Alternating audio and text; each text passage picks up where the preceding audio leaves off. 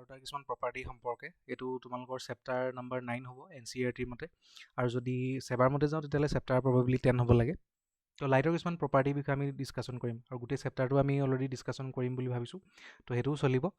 তো প্ৰথম আমি যদি চাওঁ লাইটৰ কিছুমান প্ৰপাৰ্টি, এতিয়া কথাটো হ'ল লাইটৰ প্ৰপাৰ্টি জনাৰ আগতে প্ৰথম আমি গম পাব লাগিব যে আমি কেনেকৈনো যিকোনো এটা অবজেক্ট দেখোঁ।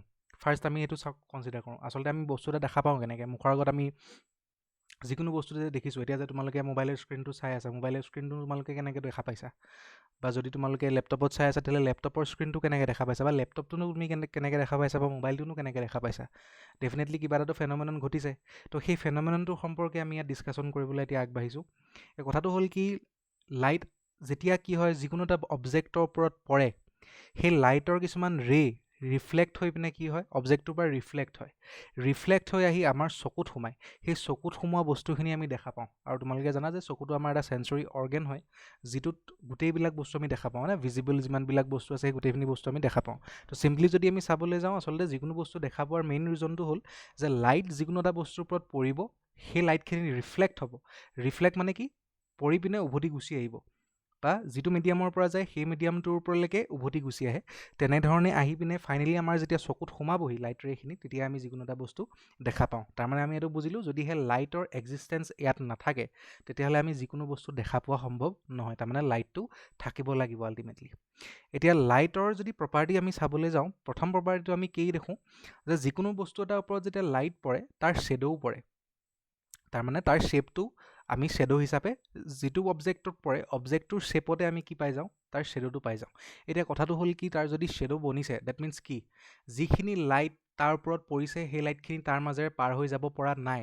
নোৱাৰাৰ কাৰণে কি হ'ল, এইখিনি লাইট উভতি গুচি আহিছে, আৰু যিখিনি লাইট উভতি গুচি আহিছে তাৰ জেগাখিনি, খালী জেগাখিনিতে কি বনিছে, শ্বেডোটো বনিছে। তাৰমানে এইখিনি লাইটৰে, এসোপামান লাইটৰে গৈছে এইফালৰ পৰা। ছাপ'জ তুমি স্কেল এপাটৰে যেনিবা তোমাৰ শ্বেডো বনিছে, বা তোমাৰেই যিটো শ্বেডো বনিছে, তো তোমাৰ যে শ্বেডো বনিছে, তোমাৰ শ্বেডো বনাৰ ৰিজনটো কি, তাৰমানে যিখিনি লাইটৰে তোমাৰ গাত পৰিছিলে সেইখিনি ৰিফ্লেক্ট হৈ গুচি গ'ল, আৰু বাকী যিখিনি লাইটৰে ছাইডে ছাইডে পাৰ হৈ গৈছিলে, সেই পাৰ হৈ যোৱা লাইটৰেখিনি গৈ ৱালখনত যেনিবা পৰিলেগৈ। তো ৱালখনত যিখিনি লাইটৰে পৰিলে সেইখিনিত পোহৰ হৈ থাকিলে, আৰু তোমাৰ যে গাৰ পৰা যিখিনি উভতি গুচি গৈছিলে খুন্দা মাৰি ৰিফ্লেক্ট হৈ পিনে, সেই লাইটৰে এইখিনি পাৰ হৈ নোযোৱাৰ কাৰণে কি হ'ল, তোমাৰ শ্বেডোটো ৱালখনত গৈ বনিলেগৈ। তো তেতিয়াহ'লে আমি কি বুজিলোঁ, যে লাইট ৰে যদি চাবলৈ যদি আমি যাওঁ, লাইট তেতিয়াহ'লে ষ্ট্ৰেইট লাইনতে ট্ৰেভেল কৰে। তেতিয়াহ'লে সেইটো আমি বুজি পালোঁ, তাৰমানে লাইট ৰে'বিলাক ষ্ট্ৰেইট লাইনতে ট্ৰেভেল কৰিব লাগিব, তেতিয়াহে আমি কি পাম, শ্বাৰ্প শ্বেডো পাম। যদি কেনেবাকৈ তেৰা বেকা হ'বলৈ হয় তেতিয়াহ'লে আমাৰ শ্বেপৰ শ্বেডোটো আমিতো নাপাম। তোমালোকে নিজে যদি চোৱা, পোনে পোনে যোৱা ৰে'খিনি গৈ পিনে খুন্দা মাৰি আহিলে, তো তাৰ জেগাত তোমাৰ খালী জেগাটোত তোমাৰ শ্বেডোটো বনিলে, আৰু বাকী যিখিনি পাৰ হৈ যাব পাৰিলে পাৰ হৈ গৈ ছাইডত পোহৰ কৰি দিলে। তো বাহিৰ ছাইডৰখিনি পোহৰ হৈ থাকিলে, তোমাৰ যিটো শ্বেপ আছিলে শ্বেপটো ৱালখনত কি হৈ থাকিলে, ক'লা হৈ থাকিলে, তাৰমানে শ্বেডো ফৰ্ম হ'ল। তো শ্বেডো ফৰ্ম হোৱাৰ ৰিজনটো কি, তাৰ পৰা আমি এইটো বস্তু কনচিডাৰ কৰিব পাৰোঁ যে লাইটটো ষ্ট্ৰেইট লাইনত বা ষ্ট্ৰেইট পাথতে ট্ৰেভেল কৰে। কিন্তু এইটো সঁচানে বাৰু, চব কণ্ডিশ্যনতে লাইট ষ্ট্ৰেইট লাইনত ট্ৰেভেল কৰেনে? তাৰ এটা ইণ্টাৰেষ্টিং ফেন'মেনা হ'ল ডিফ্ৰেকশ্যন।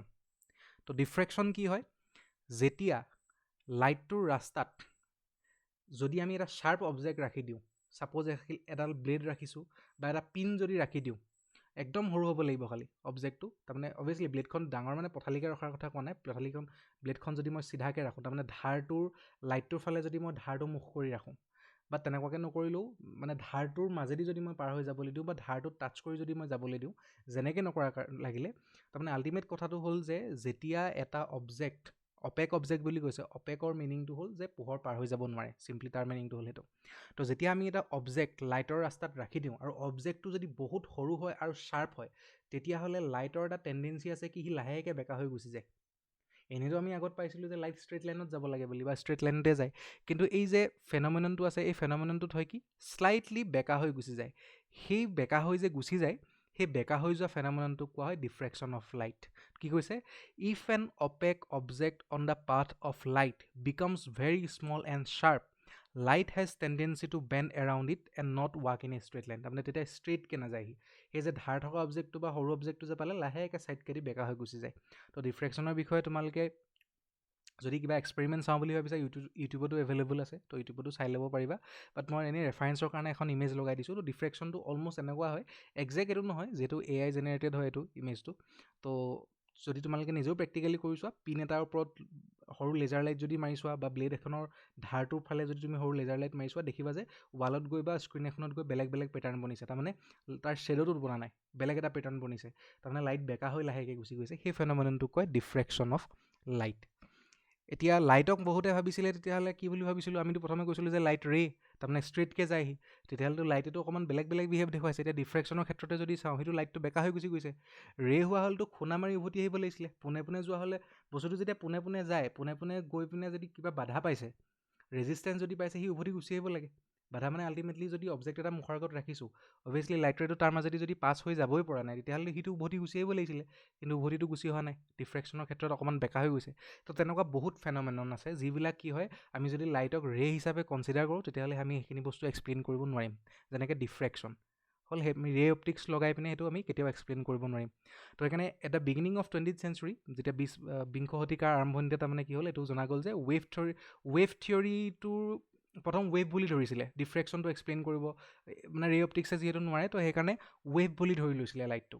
তাৰপিছত দেখা গ'ল যে লাইটটোক যদি আমি ৱেভ বুলি ধৰোঁ, তেতিয়াও কিছুমান ফেন'মেনা আমি এক্সপ্লেইন কৰিব নোৱাৰোঁ। সেইবিলাক বিষয়ে তোমালোকে আপাৰ ক্লাছত পাবা, বাট ইয়াত চিম্পলি ইনফৰ্মেশ্যন কিছুমান দি থোৱা আছে। যেনেকৈ ইণ্টাৰফাৰেঞ্চ হওক বা বেলেগ বেলেগ কিছুমান অবজেক্টৰ লগত বা মেটাৰৰ লগত কেনেধৰণে লাইটে বিহেভ কৰে, কেতিয়াবা পাৰ্টিকলছ নিচিনা বিহেভ কৰে। তো সেইকাৰণে বহুতে ভাবিছিলে যে লাইটটো ষ্ট্ৰীম অফ পাৰ্টিকল বুলিও কনচিডাৰ কৰা হৈছিলে। তাৰমানে প্ৰথমে ৱেভ বুলি কনচিডাৰ কৰা হৈছিলে, পিছত ষ্ট্ৰীম অফ পাৰ্টিকলছ বুলি কনচিডাৰ কৰা হ'ল। তাৰপিছত যেতিয়া মডাৰ্ণ কোৱাণ্টাম থিয়ৰী আহিলে, তাত কোৱা হ'ল যে লাইটটো ৱেভো নহয়, পাৰ্টিকুলো নহয়। তাৰমানে দুইটাৰ বিহেভিয়াৰ দেখুৱায়, ডুৱেল প্ৰপাৰ্টি দেখুৱায়। কেতিয়াবা মন গ'লে সি পাৰ্টিকুলৰ নিচিনা বিহেভ কৰে, কেতিয়াবা ৱেভৰ নিচিনা বিহেভ কৰে। তো তাৰ বিষয়ে তোমালোকে আপাৰ ক্লাছত পাবা। তো আজিলৈ ইমানে। তো নেক্সট আমি আৰু আগবাঢ়ি পিনে বেলেগ বেলেগ যিমানখিনি আছে কণ্টেণ্ট ইউনিট, গোটেইখিনি আমি ইউনিট ৱাইজ আগবঢ়াবলৈ চেষ্টা কৰিম। যদি ভিডিঅ'টো ভাল লাগিছে, তেতিয়াহ'লে লাইক, শ্বেয়াৰ এণ্ড ছাবস্ক্ৰাইব কৰি দিবা। আৰু যদি কোনোবা বন্ধুক ৰেফাৰেঞ্চ কৰিম বুলি ভাবা, তোমালোকে ৰেফাৰেঞ্চ কৰিব পাৰা। তো আজিলৈ থেংক ইউ।